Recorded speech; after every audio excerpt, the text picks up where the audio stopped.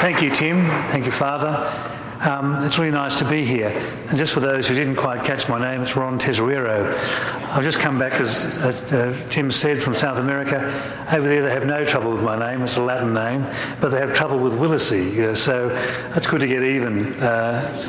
Anyhow, Tim, thank you very much for the kind introduction and also for showing those two clips, which in a way give you an introduction to the type of work that Mike Willesee and I have been doing for a number of years. Having grown up a Catholic and gone to school and heard about all of these saints that lived in history, saints like St. Francis, Padre Pio, St. Catherine of Siena, people who almost feel like today, like fairy tales, because the world we live in today can't quite cope with the fact that there may be people who have existed in history who have had the claims that St. Francis of Assisi had, like the Stigmata, or St. Catherine of Siena, who, under guidance by God the Father, wrote great treatises on the faith. And so when I came back to the faith in my, I suppose, middle 30s or 40s, I began to question some of these things that we were taught and wondered, how do these claims of the Catholic Church measure up to science? As most of you know today, it's not trendy to believe in God, and it's difficult to contend with the belief that God was the creator when we're faced with a scientific world that wants to tell us otherwise. And you can imagine the dilemma that school kids today have when they go to school and go into the science class and they're told that we were not created, that we are a product of a big bang, of an evolutionary process, and that we have evolved from primitive forms to human beings. That student comes out of the science class and goes into the religion class. And in the religion class, he's taught that there's a God who created us. He created us for a purpose. He's a loving God. And if that kid went to a Catholic school, he'd also be told that Jesus is present in the Eucharist. Now you can imagine the dilemma and the burden that student has in life when he walks out into the real world and they say to him, "What, you really believe that God is in a piece of bread?" I mean, they say that God doesn't exist, but you believe he's in a piece of bread. Well, tonight the stories we're going to tell you are going to lift that burden, because the stories will make every scientist and every theologian think. The first story, there are two stories I want to present. Mike Willesee will expand on those and tell you more about the story of the making of science from God. But the first story I want to bring to your attention is the one that Tim in this last part of that segment showed, which is this story of a statue of Christ in South America that has been weeping and bleeding. You see it on the screen here. I'd begun studying with a professor from South America, mystic experiences in the modern times. And it was in 1995 that he called me and said, "Would you like to help me in the study of a statue of Christ that's crying and bleeding in Bolivia?" And of course, you can imagine on hearing that, how you would think. When most people would say, what's the point of going there and examining something that's impossible to happen? And so from my point of view, my background is a lawyer, I thought, well, I can't lose on this exercise. If it's a fraud, well, I can exhibit it as such. If it's true, what a great story. So I went over to Bolivia in 1995. When I had arrived there, Dr. Caston had already taken a sample of blood from this statue that had wept some months previously. And we'd taken that sample for the purpose of examining it. And there was the size of the sample that we had taken for examination. But prior to doing tests on the blood, I went and interviewed a number of people who had seen the statue weep and bleed before I had arrived. And one significant witness was a journalist from the local television station who said he was asked to go there out of duty, not out of devotion, to actually film the happenings at this little place where the statue was. And he said to me that they went there and set up a camera in front of the statue and allowed it to roll continuously. And he said, first of all, I noticed that a clear tear had begun to fall from one of the eyes, and with a small cloth he was able to capture that tear. He said he then allowed the camera to continue to roll, and there was no intervention by anyone around it, and that the statue began to bleed from the head and from the eyes. And then with a cloth, he wiped some of the blood off onto that cloth. And I asked him, is it possible that anyone could have interfered with that statue whilst you were there and not noticed it? He said it's impossible because the camera was rolling the whole time and that there's no way that anyone intervened to make it happen. And he was convinced that it happened of its own accord. On that same day that I interviewed that journalist, I was filming myself the statue, and I noticed that it had begun to get very wet around the eyes. I put my finger on the eye and my finger became very wet. In a few moments, that water dissolved from my finger, but it continued to permeate through the eyes of the statue. And then later on, in allowing the film to continue to roll, this statue began to shed tears. And if you see the next sequence, you'll see the tear that develop and fall. That was quite impressive. And of course, the question is, if there's liquid coming from a statue, then there's only two ways it could happen. Either it's been applied from the outside, or it's from some mechanism that's on the inside. So we then took the statue away and had it x-rayed in this scanning device, which was able to do segmental cuts through the statue, and from it they were able to determine there was actually nothing inside it. And even if there was a perforation in the plaster, the thickness of a human hair, they said that they would find it. So the explanation for the weeping was not from any mechanism inside or from the outside. It was weeping and bleeding of its own accord. So the next question was, what was the result from the blood test? We took a number of samples of blood and we submitted it to testing at a number of laboratories. The first one was a genetic testing laboratory in the United States that we were encouraged to use as being the best genetic testing device laboratory in the United States at the time. That was in 1995. And they found that whilst it passed the test for blood, it was human, it had all the physical characteristics of blood, they could not get that blood to yield the genetic profile of the author. Now, we all know when we go to the supermarket and we look at a product, there's a barcode on that product which identifies the product. Each of us as human beings have a barcode, a genetic code that's given to us by our mother and father. In this case, we could not get a code. So we had to do more testing. We brought different samples, as well as those samples from the first two tests, to a crime laboratory in New South Wales, Australia, and they got exactly the same results as the American laboratory. And the scientists there said, the results I've got are not the results I would expect to get if someone had put their blood in or on a statue, because their genetic code would show up in that blood. We did more tests and two more samples were given to the Professor of Legal Medicine, Rome University, and they also had the same problem. Dr. Fiore said it was human blood, but they could not obtain a genetic profile. He says, I have no explanation for this unusual phenomenon. So there's something very intriguing about the blood. It's not something that a human being could do by extracting from their own blood this result, something very curious in the blood. But the intrigue goes on because we took two dry encrusted blood scabs from the face of the statue and had them independently tested by different pathologists. And the pathologist in question here was Dr. Lawrence from California. He was not told anything of the history of the sample. We gave this little blood crust to him to have a look at, and he tells us, I've had a look at it, I can tell you what it is. It seems to me to be a piece of dried blood that's been pulled from the face of a person because it has intermeshed with it epidermal cells that seem to have been dragged with it as the blood scab has been pulled. But he says also there's also the process of healing that's occurred in there because the white blood cells have interacted with the tissue to form the fibrin of the scab, so that this would say, in summary, to be a piece of dried blood pulled from the face of a person. And then when Mike said, but this was pulled from the face of a statue, the scientist said, well, I can tell you it's not a statue. then he said, I'm having a hard time in my mind trying to work this out.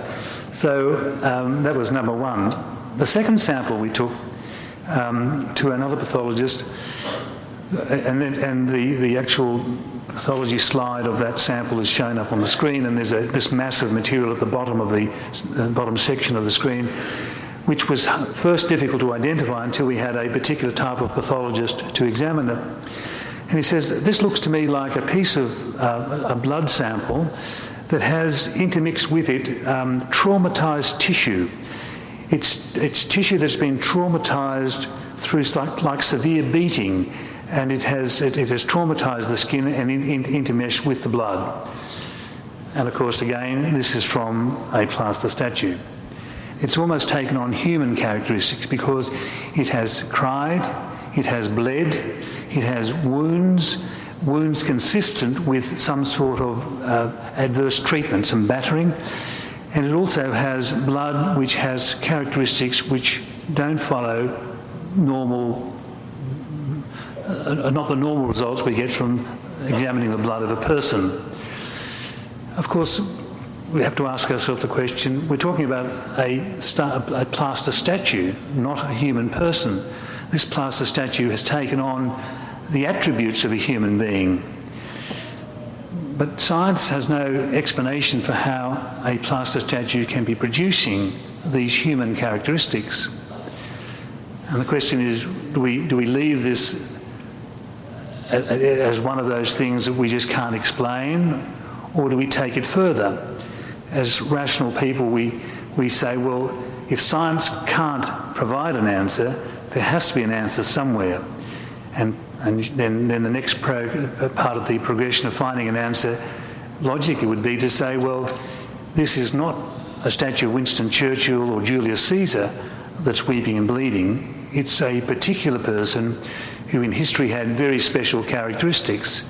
He was Jesus, who lived 2,000 years ago, whose history was recorded, and very much about his history was unique in that he was a person who claimed to be one with God, and that in order to make palatable to a world who didn't believe, he performed miracles so that they would believe, and in the message that he had to impart to them. And so that's the first, I suppose, inspiration one gets by looking at the image. But the second thing is that this image of Jesus is one of him as he was before Pontius Pilate. Many of you will remember the Mel Gibson movie where they dramatically present that scene where Jesus is roped and denied his freedom and dragged before Pilate, and the people clamour for his execution. And these were the people who had previously applauded him for who he was, who had seen his miracles, and they had turned, and that in response to that, Pilate had him brought out and whipped, crowned with thorns, beaten, punched, and given a treatment most unbefitting to the King of Kings, to the creator of the universe. And so in a sense that this image that's weeping has a lot of poetry in it, because it was man of 2,000 years ago that did that to him. And the question is, why is it happening now today? Why are we being reminded through this image?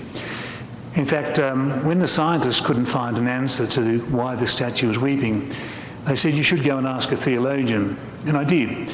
And the theologian said, well, if this is coming from God, you'll find the answer in the Bible. He said, go to the Bible, Luke, I think it's 23 or 19, where it's that scene where Jesus is coming into Jerusalem and the people are applauding him, they're waving palms, they're laying down their cloaks on the road. Jesus comes in on a donkey, and they say, blessed is he who comes in the name of the Lord. And the Pharisees said to Jesus, are you going to allow these people to praise you like that? And Jesus says, if you shall silence them, then the stones will cry out. And the theologian says, Jesus was prophesying that there would come a time when something very unusual would happen, that stones that normally are callous, cold, inactive, would take on the attributes of being able to communicate a message, the message that he was divine. and that this message was for today. Man no longer proclaims him, and the stones are crying out in proclamation. That is a very interesting case. I don't think there's been a modern case or any case in history which has been studied as much as this statue and has given as much for science to probe as this statue. But it's the blood that we're particularly interested in, and the characteristics it has, and that forms the link to the next story that I want to tell you briefly about. Mike Willis and I were asked if we would assist this professor in examining a case in Buenos Aires, Argentina. And the story is that this priest, Father Pazet, found in his church after Mass an abandoned communion host. Now, normally the protocol is if the host falls on the floor of the church, the priest will consume it, but if it's dirty, they'll normally put it into a bowl, allow the host to dissolve, and then do something with it that's more sacred than just throwing it away. And in this case, the priest put the bowl into a tabernacle and locked the tabernacle. And then in 2 or 3 days, he opened up the tabernacle and noticed that a blood-like substance had begun to come from the host, and that was photographed. And you'll see there it was, just probably about 8 or so days afterwards, and there it is from a side view. You can still see the host visible with the transformation occurring around it. And then a few days later, 6th of September, you can see that the blood has increased in quantity, and there it is from the side. Quite a significant transformation from the host that existed a matter of 3 weeks beforehand. And so the Cardinal of the city gave permission for us to carry out an examination of this. That was in 1999, some 3 years after the event. And the interviews were taken of the various priests involved, and there was how it was in 1999 when we were permitted to take a tiny piece away for examination. There you see the severing of a piece for examination. There's the piece we took away. We were given complete freedom to do whatever tests that we wanted to on this. We weren't in any way directed by the church to do it. It was to be an independent examination, and then our report was to be given back to the church after that examination was complete. The first tests that were done were DNA tests. And interestingly, again, the DNA test showed that there was the presence of human DNA, but it would not yield the genetic profile of the author. So we had a second case where there was something special about the blood. Also, they found that there was the evidence of both flesh and blood in this sample. And we then had to identify what that flesh was. There you see, if anyone's conversant with pathology, you can see there how our sample looked. It didn't look exactly like normal cardiac muscle, but we eventually found out why. We went to a forensic pathologist in the United States, New York. He was told nothing about the story, and he wanted to know, of course, what we're looking at. And we said, no, it's important for you to do this as a blind test. So Mike and I were there, watching him look down that microscope, awaiting his answer, and he says, I can tell you exactly what this is. This flesh is part of the muscle of the heart. It's the muscle that gives the heart its beat and the body its life. And he says, I can see infiltrated through this tissue white blood cells. And that tells me two things. That this heart was alive at this moment, the moment that this sample was taken. And also those white blood cells go to address injury. So this heart has suffered. And then he ventured further and he says, this is the sort of thing I see in people who've been, or in patients that I've seen, who have been beaten severely around the chest. Now, you can imagine that. This man is giving to us a story through this microscope that's consistent with one we're familiar with. So when you find a case like this, you say, well, is this unique? Has it ever occurred in history? And we do know that in the history of the church, there have been other cases where there have been Eucharistic miracles. The famous one in Orvieto in Italy, but the one I want to refer particularly to is the one in the 9th century in Lanciano in Italy. In that case, a priest who had doubts about the transubstantiation, at the time of the consecration, as he elevated the host turned to flesh and the wine turned to blood. And that those relics from the 8th century still exist today. When they were examined in 1970 by Professor Linoli, he found that this tissue was from the muscle of the heart. And it turns out it's from the same muscle of the heart as we found in our modern case. So in a sense, that's sort of a confirmation both of his finding and ours, that two Eucharistic miracles 1,200 years apart are so precise in their ability to be able to be compared. So the question then is, what does this mean? And I think that theologians will have a lot to draw from these scientific findings.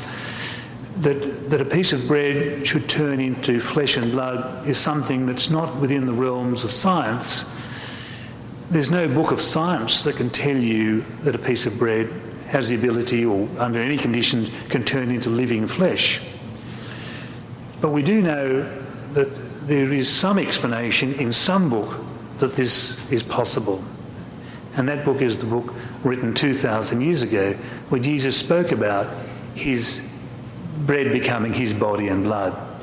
And so the question is, from the scientific point of view, when you're trying to probe for answers to these difficult questions, are you entitled to go to a book like the Bible to find the answer?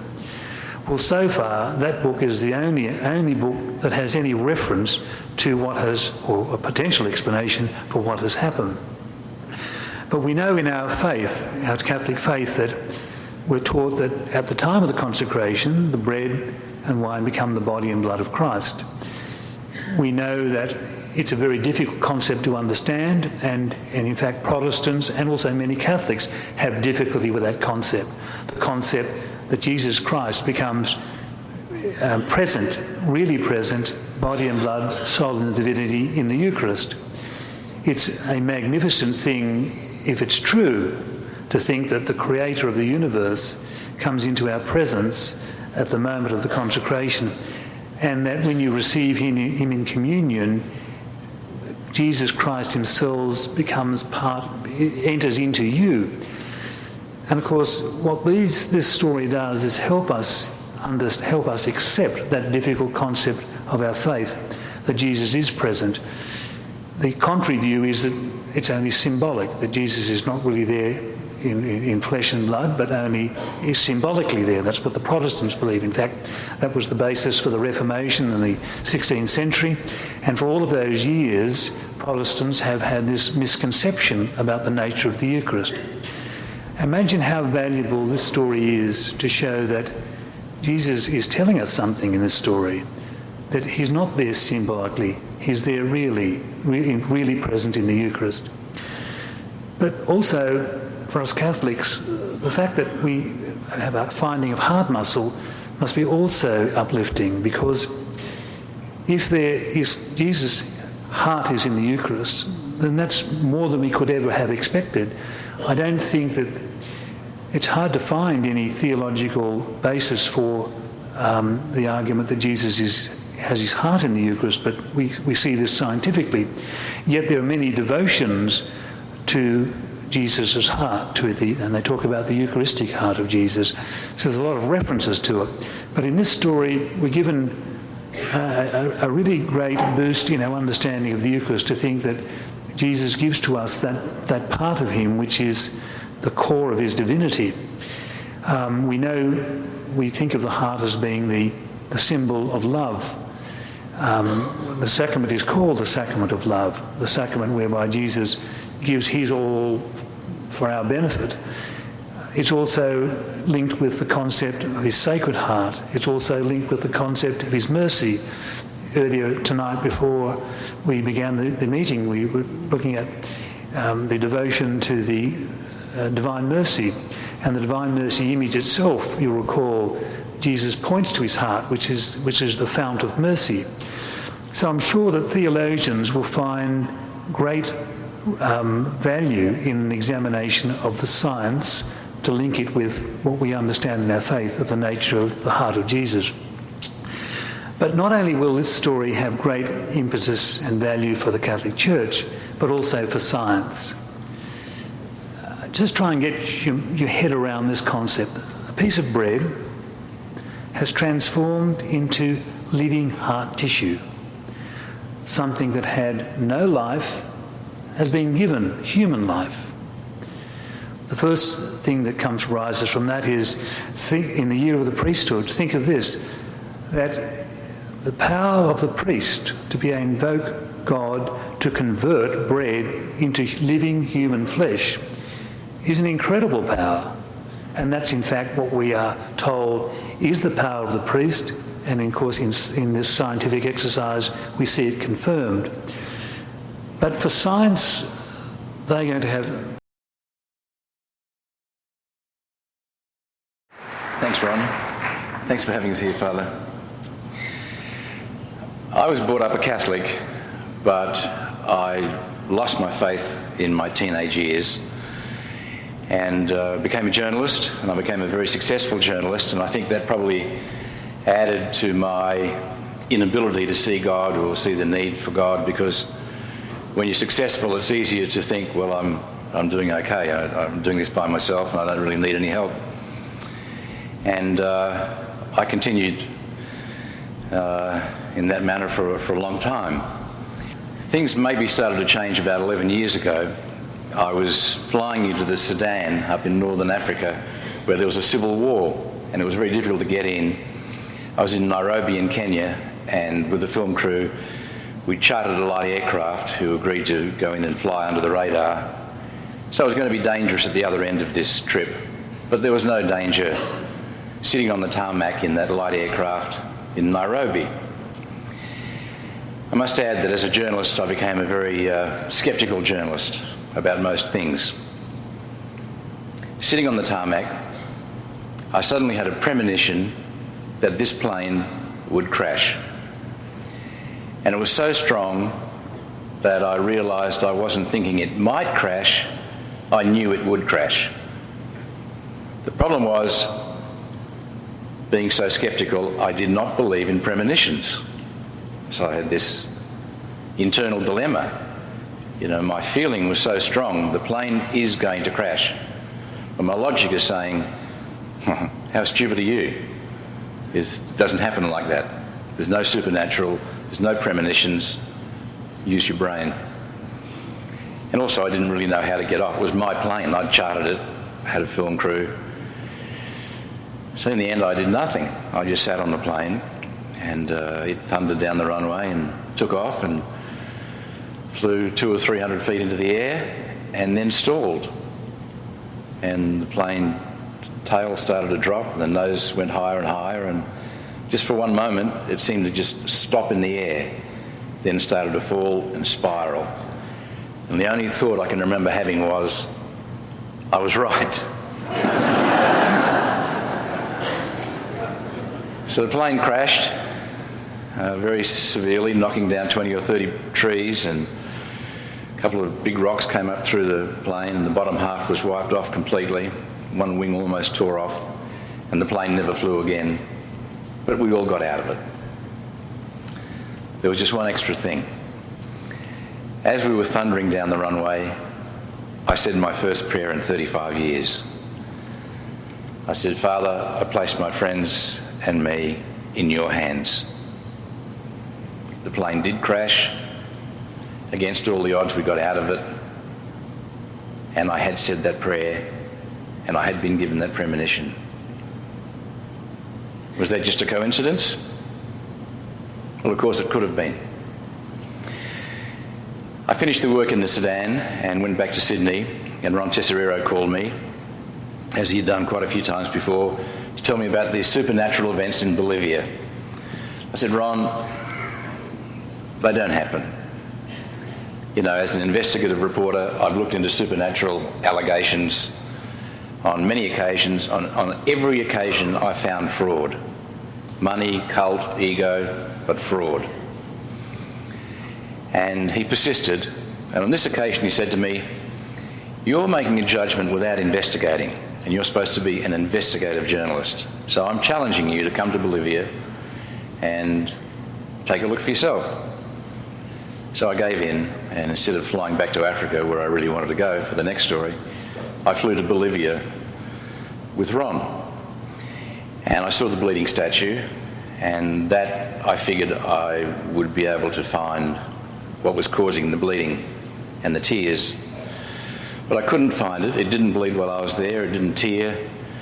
And I looked at the results from the laboratories that Ron had got and saw there was no DNA. I thought that was suspicious. Ron argued, well, if the owner or someone else had placed their blood on the statue and we'd taken that blood to the laboratory, we would have got the DNA profile of the person who put his or her blood on the statue. I accepted that, but the fact that the laboratory couldn't provide a DNA profile just left me suspicious. And it was a unique case, so I just didn't buy into it. I put it to one side. Then I met Katia Rivas, and there was certainly something special about her. I didn't see the stigmata on this visit, but I saw her writings and I saw some of Ron's videotape. On one occasion he filmed for more than 1 hour as she was writing, and her pen virtually doesn't leave the page, which is very, very difficult to do. Even an expert in his field, writing about his expertise, will always at some time pause to think of the next sentence or the construction of a sentence or even the spelling of a word, but she doesn't. And that was pretty impressive, and I read some of the messages, and though I wasn't a very spiritual person and certainly absolutely not a religious person, I could see there was a lot of depth and some beautiful writing which seemed to be well beyond her capacity. Also, she has biblical references as she writes, suddenly a reference, Matthew chapter whatever, in the same flow without having to stop and think about it. So I sort of sensed there was something there, but I thought, what do I do about it? I can't find fraud on the one hand with the statue or with Katia. On the other hand, I can't really endorse it. I can't say it's authentic. So I said, sorry, Ron, I just really can't do anything about this. I knew that he'd got me there in the hope that I would find it authentic and give publicity to it, because he believed that it was the work of God and it needed to be promoted. People needed to know these stories. And I knew he was praying that I guess I was the only journalist he knew and that I would be the answer. Well, I wasn't, I thought. We got back to Sydney, and one of the television networks in Australia was doing a documentary on me and asked my secretary if there was any visual footage of what I'd been doing recently, and she provided some, including saying, we'll call Ron Tesoriero because he's been to Bolivia with Mike and I think he shot some footage, which he had. So almost as a throwaway, at the end of this documentary about me, there was just a reference to me going to Bolivia privately to look at these supernatural matters. There were no conclusions, just that I'd done it.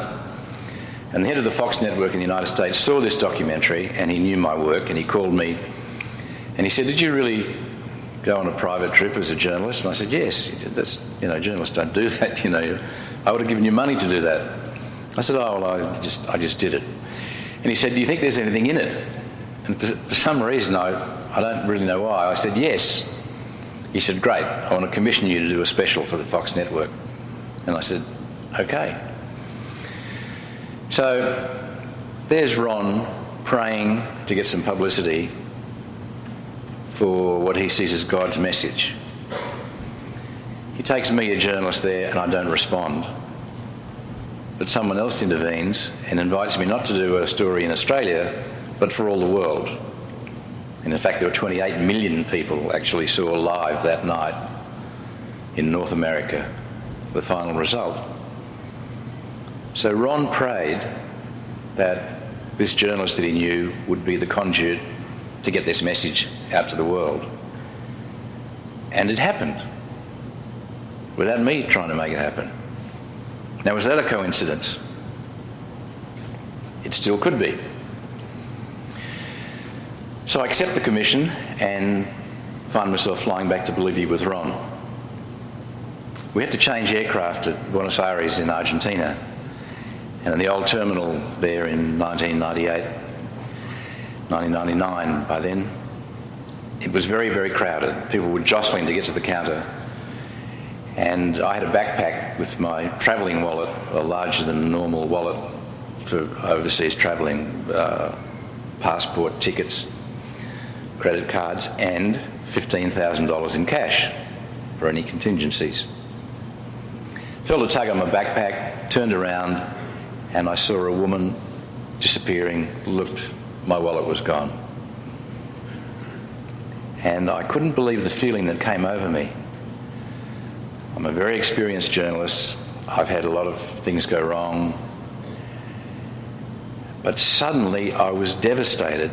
I suddenly realised how important this story was becoming to me. It wasn't just another story. And from somewhere deep inside of me, here's someone who doesn't know if God exists, I said, Jesus, not now.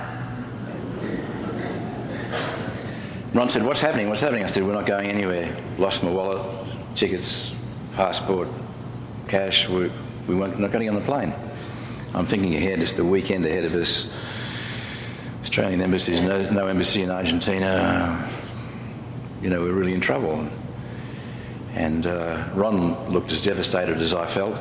And then I looked over his shoulder and I saw this thief walking back through the crowd towards me, holding up my wallet.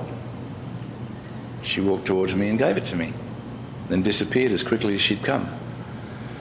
Ron said, check it. I said, there's no need to. And there wasn't. When we did open the wallet, it was all there. The thief had just got away with $15,000 and brought it back after my second prayer in 35 years. Was that a coincidence? It could have been. But I was starting to think that it wasn't. And when you look at those three coincidences and line them up, they were very well aligned and pointing in the one direction. Tell the world that I'm here and that there's a reason for it. So we went ahead to make this special for the Fox network, and it was going very well. It was, we were commissioned to do 1 hour. It became 2 hours. And I didn't get very far with the bleeding statue because we still had the problem of the lack of a DNA profile. I did fly to Rome and talk to Dr. Fiore, the head of the forensic department at Gemelli Hospital. And he said, I was checking on Ron's work, and I went there just to see exactly what he would say. And he said, I have never had this experience before. I tried again and again and again to get the DNA profile because it was human blood, it was fresh, it contained DNA, and I just cannot explain to you why we can't get this profile. But that still wasn't good enough for me as a journalist to present to my audience, well, here's a mystery and I don't know what it means, and the scientists don't know what it means. So I let it go at that. We thought that Cartier would have the stigmata on Good Friday, and I told the Fox network that that's what we'd be doing. And we went, and as you saw on that clip that Tim put together, we were disappointed, but we got a message from Jesus through Cartier saying that this wasn't the time, and come back on the day after the feast of my body. Now, firstly, that was very important for us because it was a prophecy. Now, this gave me a very real chance to test Cartier, because if it didn't happen on that specific day, then you'd have to question whether she was authentic. And that was part of the purpose of the program, to test the authenticity of these things and this person. We were a bit confused about why Jesus would use this language, come back the day after the feast of my body. Why didn't he just say June the 4th or the Feast of Corpus Christi But Jesus has his own way. We didn't discover until, in fact, Ron worked it out, I think, a year or even 2 years later, that in a very rare occurrence, the Feast of Corpus Christi can move and the Feast of the Sacred Heart can move. And in that year, they moved back to back. And in fact, we witnessed the stigmata on the Feast of his Sacred Heart. But her suffering started the night before, on the Feast of Corpus Christi, when she experienced some of the agony that Jesus experienced in the Garden of Gethsemane. We were sitting having supper the night before, and she suddenly became depressed and withdrew from the conversation. We actually have some film of her just sitting quietly, which was unlike her. She's a very easygoing, down-to-earth, natural person. And she suddenly got up and left the room. And I thought, I'll follow her. So I did, and she had gone into her oratory and was kneeling before the Blessed Sacrament and sobbing. And I had an agreement with her that I could film whatever, whenever. And she was completely open. So I grabbed my cameraman and said, just quietly go in and get some footage. And it was quite sad and it was quite disturbing to see this pain. And then we went the next day, and soon after 12 o'clock, the little drops of blood started appearing on her forehead. The biggest question I get asked is, was it self-inflicted? We had 2 cameras, 10 witnesses, and I sat there and saw the drops come one by one. It is impossible that they were self-inflicted.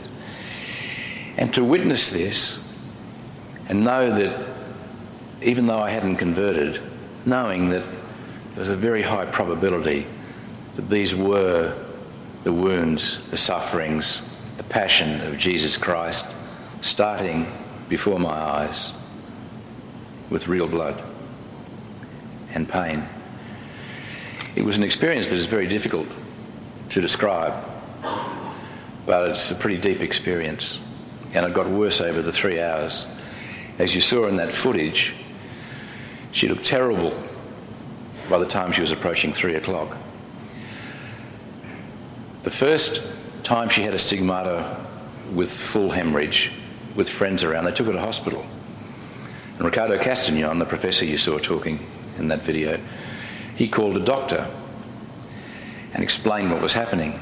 And the doctor said, if you hadn't explained that, I would say this woman is very close to death. She is dying. And that's exactly what we witnessed. Her lungs were becoming congested, which is the way people died on the cross. They can't breathe and their lungs filled with fluid.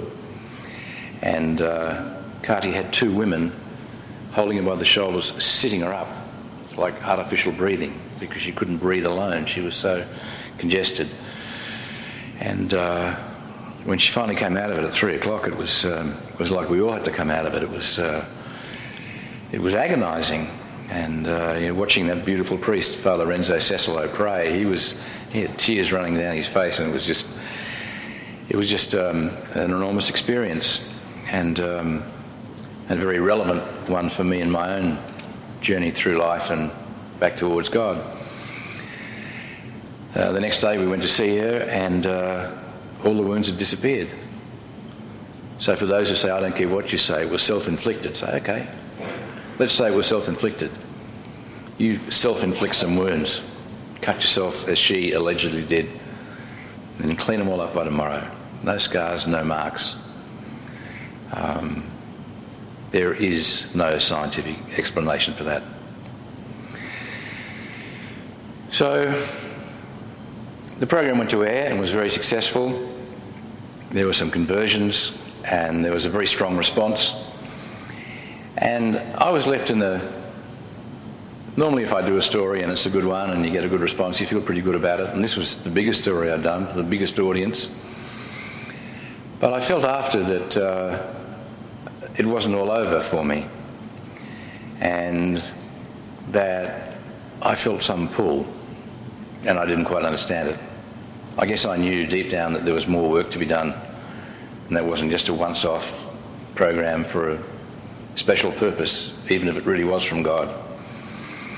And then Katia and Father Renzo came out to Australia, and I just opened a little restaurant, and my offices were above it, and I was proud of the new restaurant, and I took Father Renzo and Katia and the Tesseriros, and we went to have dinner there. And just as the main course was being served, Father Renzo, whose English is not great, said, your offices are upstairs. I said, "Yes, Father." He said, "Have you had them blessed?" And I had to keep a straight face. I mean, the idea of having your officers blessed when you haven't had yourself blessed just seemed funny to me, but out of respect, I kept a straight face and said, "No, I haven't had them blessed, Father." He said, "Would you like me to bless them?" And politely, I just said, "Oh, yes, Father, that would be nice." Thinking, well, I don't know when we'll do it, but the steak is being served. Father Renzo just stood up and walked out of the restaurant. So I had to follow him, and Cartier got up and followed me. As we're going up the stairs, I don't know why, because it hadn't been at the front of my mind, certainly, I said, "Father, sometime I would like to talk to you, sometime. Just talk about confession." And I almost choked getting the words out. But Father Renzo didn't say anything. And I thought, he's a strange priest. I thought priests had to, I'm coming back to confession after all this time, and the priest should put a piece of rope around his neck. But nothing. So we went up to my new officers. I was also very proud of my new officers, and Father Renzo went over to the little coffee room and walked in and he said, "Mike, what is this room?" I said, "He's picked the smallest, meaningless room in the place." So, "Oh, Father, that's where we make the coffee." And he walked in for he said, "Oh." So I dutifully followed him in. Once I was trapped inside, he turned, and the Father and the Son, the Holy Spirit. "How long since your last confession?" And I went so close to saying, "Father, I'm just not ready. I'm not prepared. It's difficult. 35 years, I've accumulated a lot of baggage.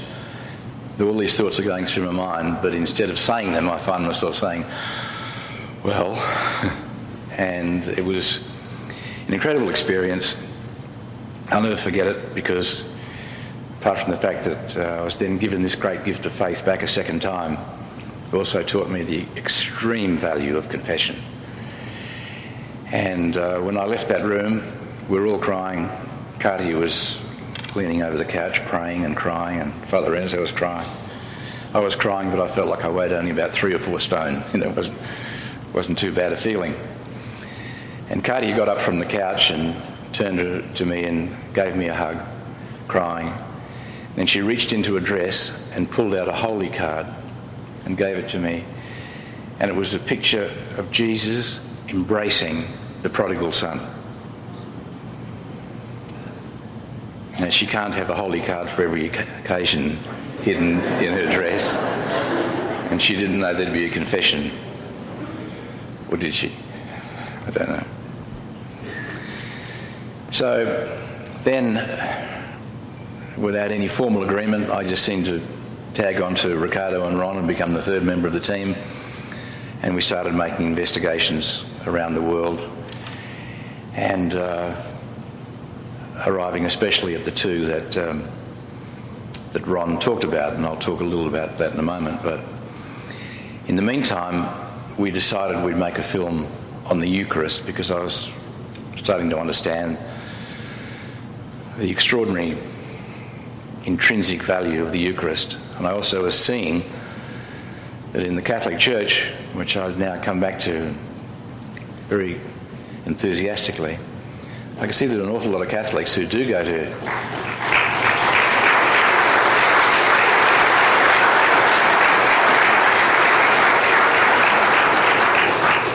I can see there are a lot of Catholics, good Catholics, regular Sunday Mass goers, who didn't seem to understand the value of the Eucharist. You can see that in the fact that you go to confession, there's only 3 or 4 people there, but you go to Mass on Sunday and there's 500 people in one Mass every Sunday receiving the Eucharist. And the figures just don't add up. What's happening in the confessional? So I talked to a few priests about it and they all agreed. Very little was happening in the confessional. So it was clear that a lot of people just didn't understand that you had to be in a state of grace, and it's very offensive to Jesus to go and receive him when you're not. And people don't do this with bad intent, they just do it out of a lack of understanding. And also people go up and just don't give dignity to his altar, an expression that Jesus has used to Katia.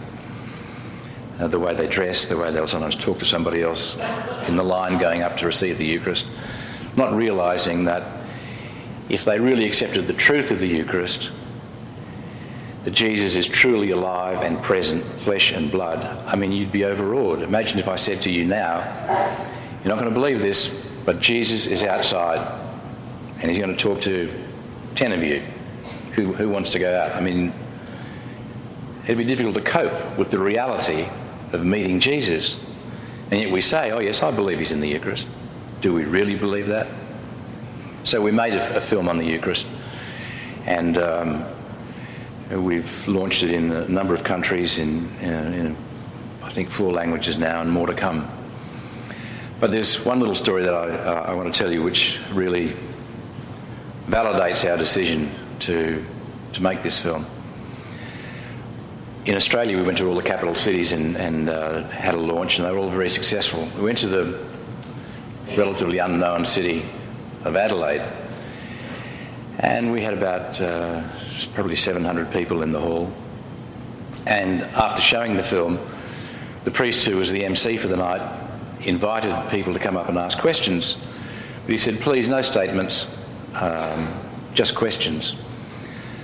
After 3 or 4 questions, an elderly man with a white cane, looking very emotional, came up to the microphone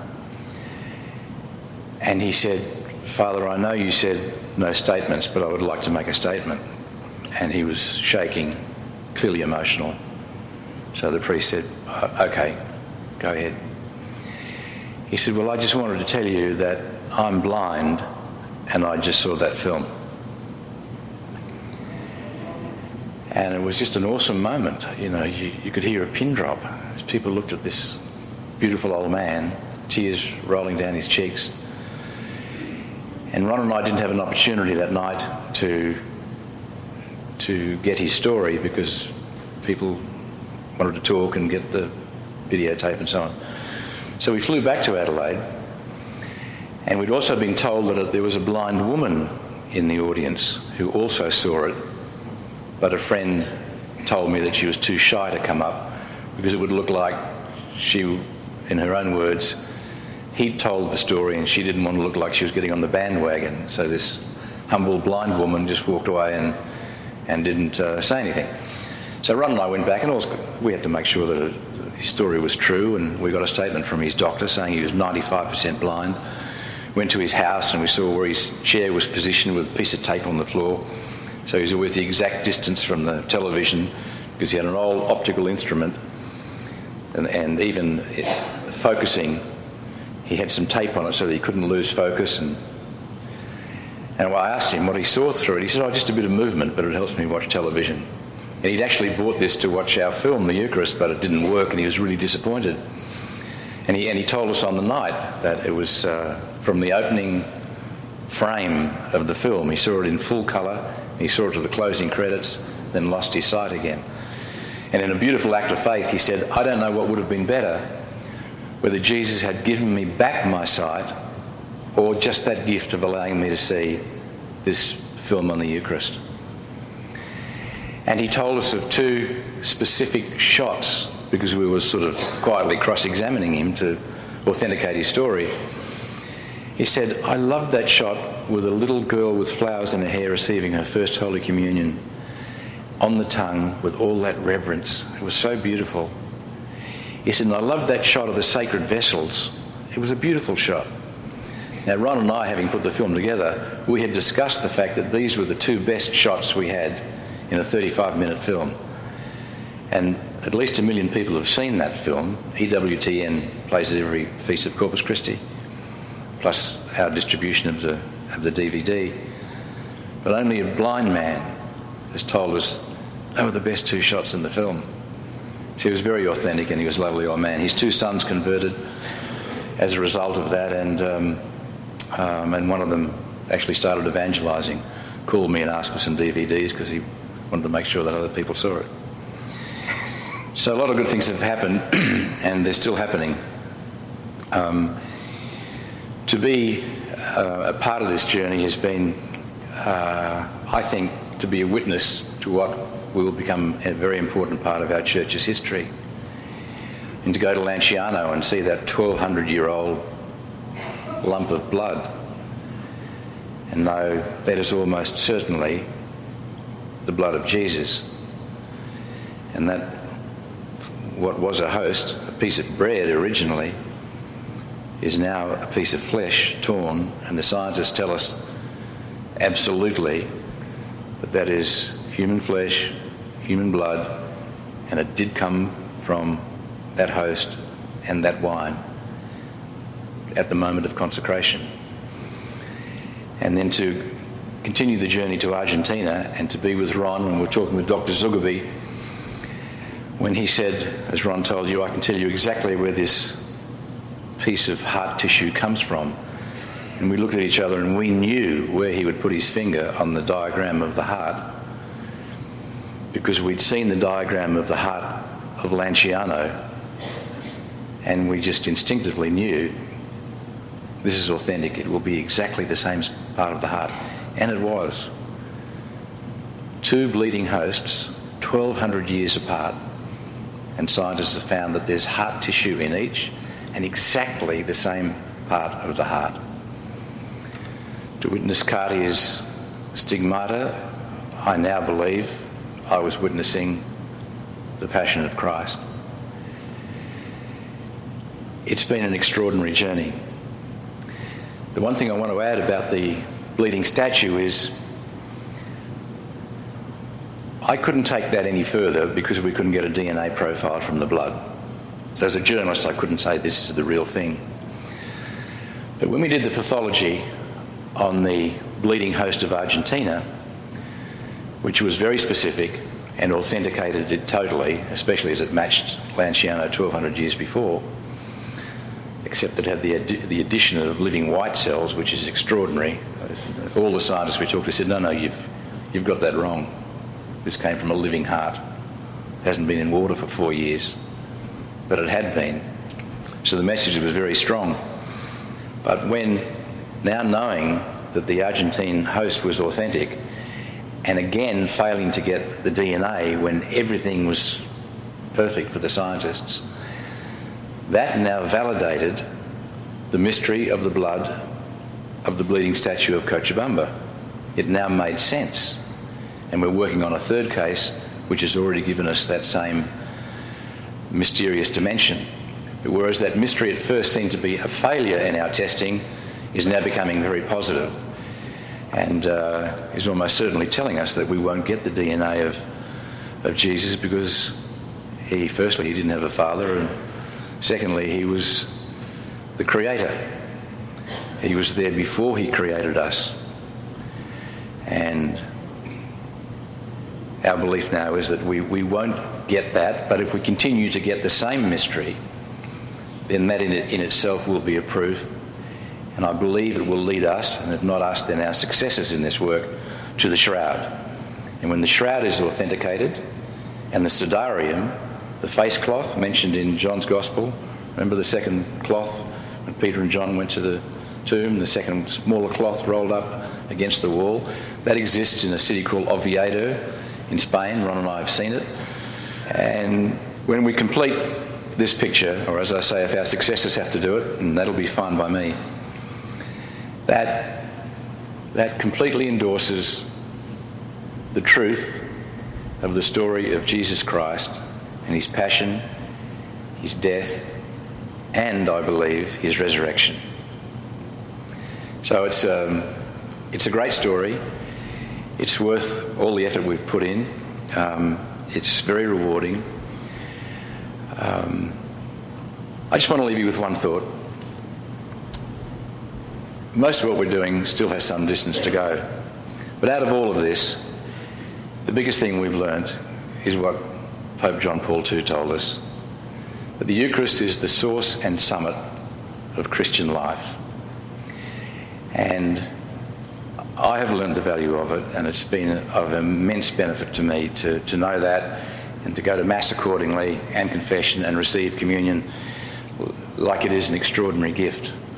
When you receive communion, do it well, and know that you are going to go up to the altar and be embraced by your Creator, your Saviour, your God. Thank you.